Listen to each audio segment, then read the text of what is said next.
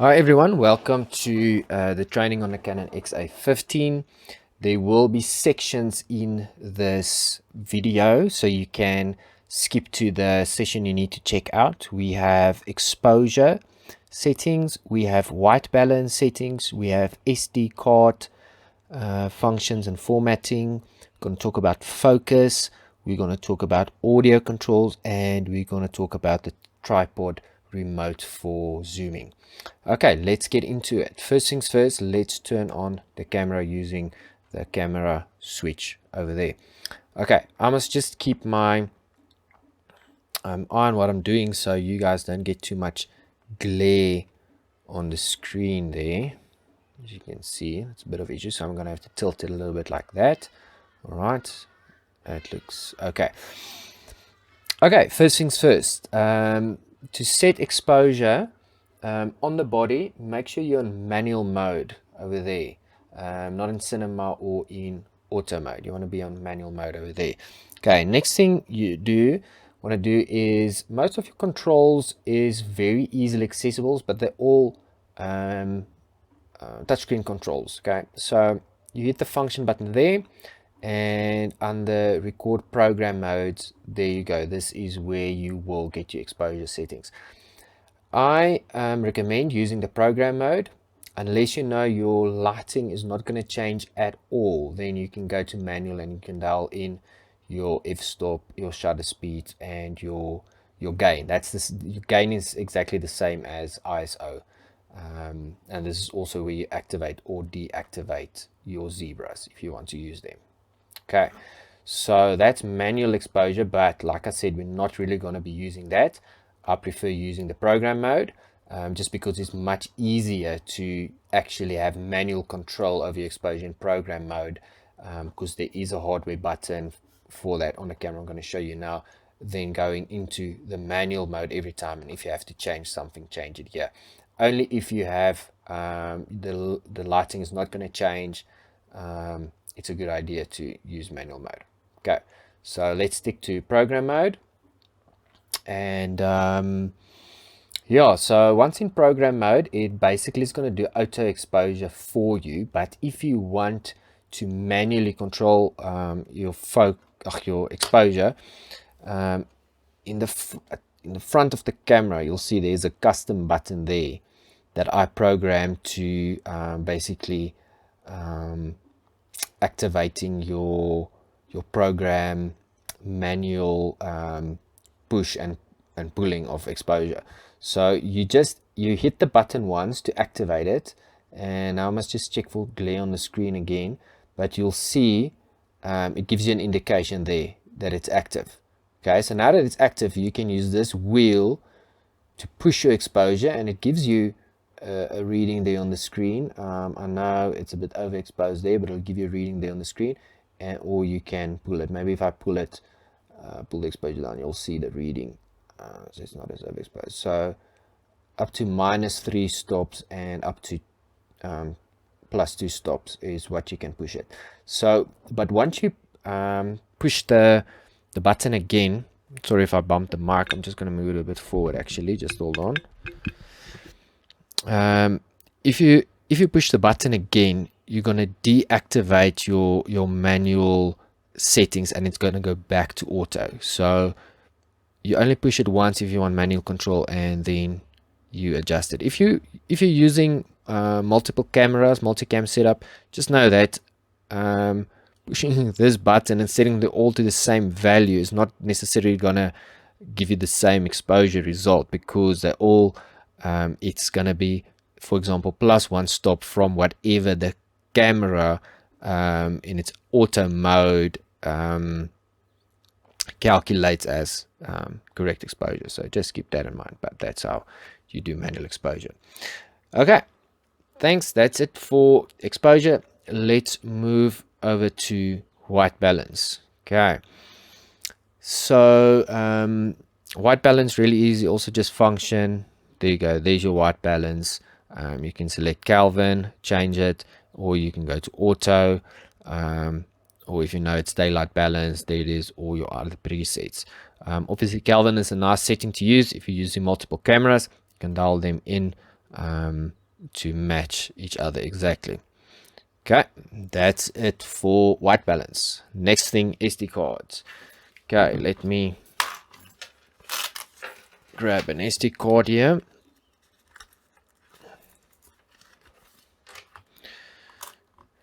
Okay, you have two SD card slots. You do have to use slot A first. You can't insert a card into slot B without one in slot A. So I have to put it in slot A, and then you have to close this door, otherwise the card is not going to read.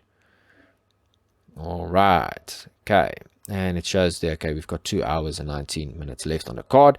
Obviously, what you want to do is you want to format the card before using it. So you hit function, then menu, and I think it's this, the middle menu there. You hit up once, so the last item on that middle menu, and initialize SD card. Select the card you want to initialize, it'll erase everything. Yes, okay, so that's a format an SD card. It's named a little bit differently than on DSLRs. It's called initiate SD card, but that's where you find that. Okay, happy days. That is SD card functionality. Okay, focusing. Let's talk about auto and manual focus. So to change that setting, just hit the sorry, let me just go out here. All you want to do is from here, just want to hit the function button, and there you go. There's your focus settings. You can hit manual focus. Now manual focus is engaged, or you can disable manual focus, and it'll go to autofocus. Autofocus on this camera is not great. It uses a contrast system, so I always prefer to use manual focus, and I would advise you to use manual focus as well on this. You can deactivate or activate peaking, depends on you. If you like to use peaking, I'll show you another way that I measure my manual focus other way other than peaking. But that's up to you if you want to use peaking or not. Okay, so make sure manual focus is enabled. Let's get out there, and then at the back of the camera you have a switch, a focus or zoom switch. So this switch corresponds to the ring here. So it's either going to be set to focus or zoom. So you always want that to be on focus, so you can control your focus here on this ring here. Let me just turn it a little bit, let you can see on the ring here. Okay, so that's where you want your focus to be. Okay, so a good way, if you, for instance, filming someone that's going to be on the stage or behind a podium or whatever, it doesn't matter if this is a wide angle or a close up. What I usually do is I zoom in all the way. Now, the nice thing about these cameras are they're parfocal. It means that if you zoom in all the way and you set your focus, I don't know if it's going to focus this close. Let's set it. That's the closest it will go. Let's maybe go this way. But anyways, not going to waste time. If your subject is in focus fully zoomed in, it's going to be in focus when you zoom out. Okay, so that's, for me, is the easiest way to just hit focus. I just focus, zoom in all the way, and I make sure whatever needs to be in focus, and then I can zoom out again, and that's it. Okay, the other guidance I use is if I change my focus here. Okay, look at the screen there. You will see there's actually an indication telling you how at what distance the focus is sharp. So there we are at 1.8 meters, there were 1.5, 2.1, 2.5, 3.7, and then we go to infinity. The more you zoom in, the more sensitive, the finer adjustments you'll be able to make. So that's usually a good way to yeah, also double check your focusing. I use that more than I use focus peaking, actually, because I can just guesstimate the distance of my subject and put it more or less on 8 or 10 or 15 meters or whatever, and then I know, okay, my subject is in focus. It looks fine on the screen, though these screens aren't the best resolution. I can yeah, see there on the screen what distance I am focused at, and that's great. That's great to have. Another thing about the focus on this camera is, because it's a very small sensor, the depth of field is very long, so it's not like a DSLR with an aperture of f1.8 where it's, you know, it's very thin. So yeah, it's going to be a couple of meters behind whoever you're filming, especially if they, you know, like 20 meters away on a stage. It's going to be a couple of meters behind them that's still going to be in focus, probably the whole stage, so that makes it a lot easier. Okay, you always want to use this lens hood with the camera, so that when you're pulling focus, there's not a chance of your finger you know, going in front of the lens. Well, if you're using it like this, you can very easily you know, just a finger or something go in front of the lens. So always use this when you are using the camera. Always have this attached. Okay, let's leave it there. Okay, next thing, let's talk about audio. Okay, you have two XLR inputs on this camera. Always also have like a mic input there, but I've never used that. I've tried actually before and I couldn't map it, because I think even though you have a mic input there, you still only have 2 channels, so you have to remap your audio channels to this mic in the menu, but I haven't quite figured that out. But why do you want to use this if you've got the XLRs? Okay, so we're using the XLRs. Okay, so when pulling sound from a desk or mic, what settings do you have to set here? Okay, and this can be a little bit overwhelming, but I am going to explain everything to you very easily. Okay, first thing you have to take note of is the on off switch.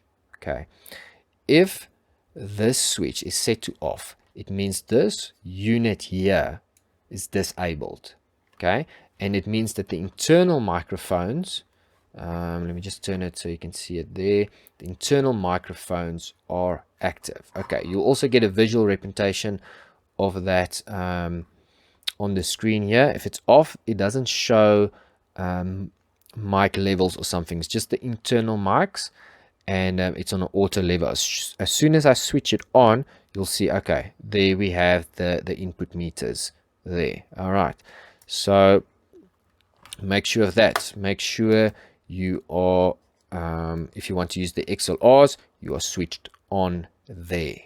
Okay, if you just want to switch to internal audio, turn it off, and it's going to switch over to internal audio.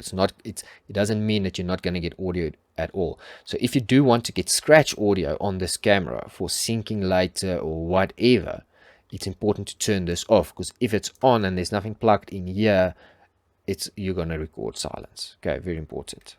Okay, so if you want to use the XLR inputs, first thing you need to do is drop the volumes, the input volumes. Make sure they're all the way down, because you can overload these inputs and then it disables the unit. I think it's like a safety feature, and I've struggled getting them back on, but I think if you just turn them on, turn off the camera and remove the battery or whatever, it resets.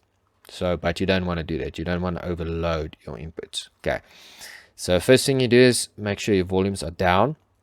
Then you have to decide what kind of input. You have to let the camera know what kind of input am I giving it through the XLRs, because are you giving it input from a desk, or is it an input directly from a microphone? Okay, so let's say for instance you are getting an XLR feed from a desk. That is what you call a line level input. Okay, that is yeah, that's a line level input. There's a difference between a mic level input and a line level input. Now, I don't know the exact values, but a mic level input is a lot more sensitive. Okay, so if you are gonna give it a line level input, and it's set to mic level here. So if the input, if the XLR, the input going into the camera comes from a desk and it's set to mic here, you're going to overload the preamps. It's either going to sound distorted or it's going to switch it off. Like I said, you're going to overload it here and it'll be gone. Even if you turn it all the way down and it gets an input, a line input, but it's set to mic, and you only give it a little bit of volume and it doesn't clip on the meters, like you'll hear it'll still sound distorted. So very important, make sure you set these correctly. If it's a line level input, if it's coming from a desk, any output from a desk, you can set it to line. If it's coming from a microphone directly, you can set it to mic. What is that? What is a microphone? Any handheld mic, any mic with an XLR output. Most handheld normal mics are just, you just put it on a mic. Even a cordless mic, if it's a cordless mic and you're getting the signal out directly from the cordless mic's box, the XLR out there, it's going to be a mic level. Put it on mic level and you'll be good to go.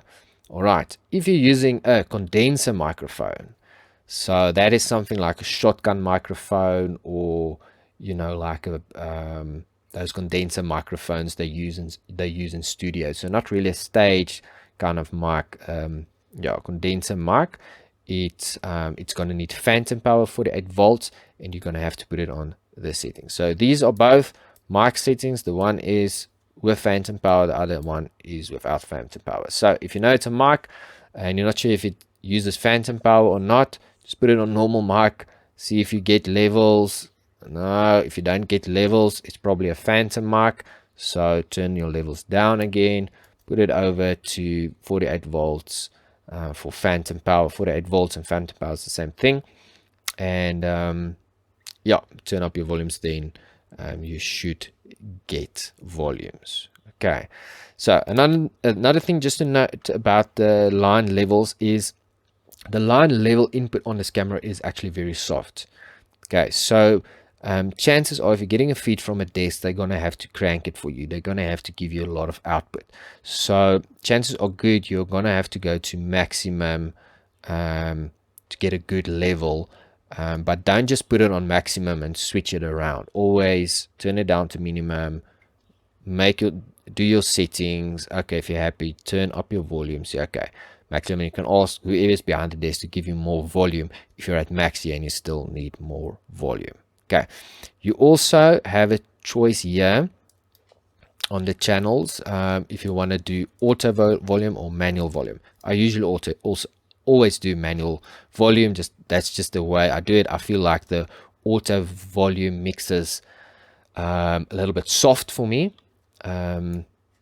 so it doesn't really even go to -6 dB on auto level. So that's why I prefer just doing manual. All right, so if you didn't see, this is controls for channel 1, this is controls for channel 2. Very easy. Okay, so that's that controls. So channel 1 is going to be your left input, channel 2 is going to be your right input. Okay, so but what if you are only getting one XLR from a desk? Then if you go into or from a desk or from a mic or whatever, if you only use one of these inputs on the default setting, it's only gonna come through one channel on your camera. So what you need to do is when the camera is turned on, I'm actually going to close that so we can see properly, and I'm going to switch on my XLR unit. I see, okay, there's my levels indicator there, and let's say we're getting an input there, but only input number 1, the levels on input number 1 is moving. It means that the two of them are not connected. So input 1 is set to input 1 and input 2 is set to input 2.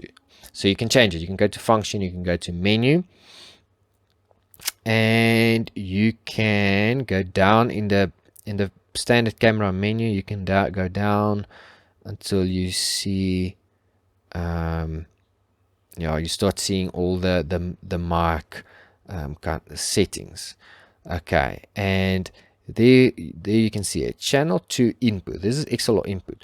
To which channel is it assigned? At the moment it's assigned to input 2, but I want to assign it to input number 1. Okay, so if I only have one XLR coming into the camera, you can set input 2 to input 1, and you'll see on the display here now it reads input 1 for left and right. Okay, so make sure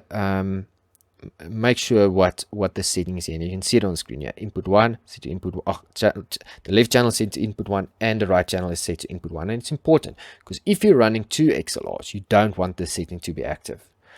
Okay, so that's very important. I'm going to show you again. Menu, and just scroll down until you start seeing all the mic stuff. A lot of it's grayed out now. And channel to input, you want to select either input 1 or input 2. And I'm going to leave it actually on input 1 now, because most of the time I just get one XLR in there. Hi guys, sorry, editor Yuan jumping in here for a second. Something I forgot to mention on the audio controls. When you set channel 2 input to mic 1, to XLR 1, you still have to use the controls for channel 2 to set the volume. So if you have one XLR input coming into channel 1, you still have to set the volume controls for channel 1 and for channel 2. Otherwise, if you're going to leave channel 2 down, you're still not going to get any audio through the left channel. So you still have to control both volumes, even if you only have one XLR coming in and you set that channel 2 is mapped to mic input number 1. When it comes to audio, it's always important to monitor with your ears. Don't just rely on what you're seeing on the meters there. You need to have headphones plugged in. There is your headphone jack. Plug it in. Always monitor your audio. Very, very important. Okay, next up we have the tripod remote control. Okay, this is very handy to control your zoom on your camera, especially if it's on a tripod, because when it's on a tripod, your right hand is always going to be on the tripod arm, and your left hand is available to do to change any controls or make adjustments on the camera itself. So your left hand is going to be here on your focus ring probably most of the time, and then it can be awkward to get to your zoom control if you have to zoom as well. You want both hands, one hand on your focus and the other one on your zoom control, and that's where this comes in. All right, I wish this cable was a bit longer, but it is what it is. It does still help. So first things first, you have to plug it in, and you'll see there is a place for the remote, space for the remote to be plugged in. Plug it in there. You clip this on your tripod arm. Bob's your uncle. Okay, so now let's open there so you guys can see. I have a zoom control here on this remote, and you'll see it move there, and it's actually very, very smooth. Okay, so it's a digital control. It's not the harder you press it, the faster it's going to go, but you can set it to be very smooth, and that's how I like it. I want it to be very slow, very smooth. Okay, if I need to make a quick adjustment, I can still use the controls here and make a quick adjustment. Okay, so you can set the sensitivity or the speed of the zoom. You can set it there. You see that it's even slower. So if I move it this way, it's actually going to be fast. Okay, it's faster, so you can set it there. Get it get it to where it's at a nice speed. Okay, if the adjustments here still doesn't make it slow enough for you, these adjustments, you can actually go into the camera menu, function menu, and you can go to zoom speed level and change this to fast, normal, slow. If it's still too fast, even on the slow setting here, chances are in the menu here it's set to fast or normal. Okay, so make sure it's on slow there, and then you can make so this is that's basically like the master control there, and then you can fine tune it here, and then you have your zoom control there. Just also note, you do have other controls on the remote here. You do actually have an on-off control. So this can be very confusing. If your camera is stuck in a loop, if you try to switch it on here, if it's off here and you switch it on here, you'll see it'll come on and just switch back off. Okay, I've had that. Camera stuck in a loop. So make sure it's on there if that happens to you. Okay, so but I mainly just use it for zoom control, but you also get focus control. You can adjust your focus, and you'll see the distance there is changing as I push it. So yeah, it's quite nice. I don't know what the search does. You have a record button, so just make sure you don't press this by accident if you're recording, and stop it by accident. Okay, that's everything for the Canon XA15. Well, that's not everything. I think lastly, all I want to talk about is external connectivity in terms of the HDMI and SDI out. Just want to show you, you have your HDMI out and your SDI out on the camera. HDMI out, mini HDMI, so just be aware of that.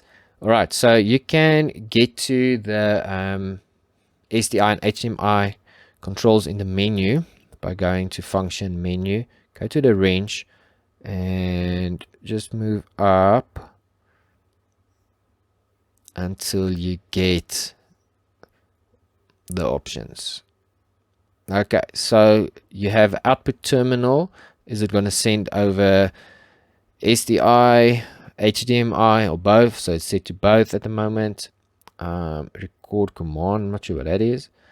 HDI is the output, the resolution you got there for the SDI, and for the HDMI you also have the resolution and output. Okay, HDMI time code off, and it'll show the status here if something's plugged into it.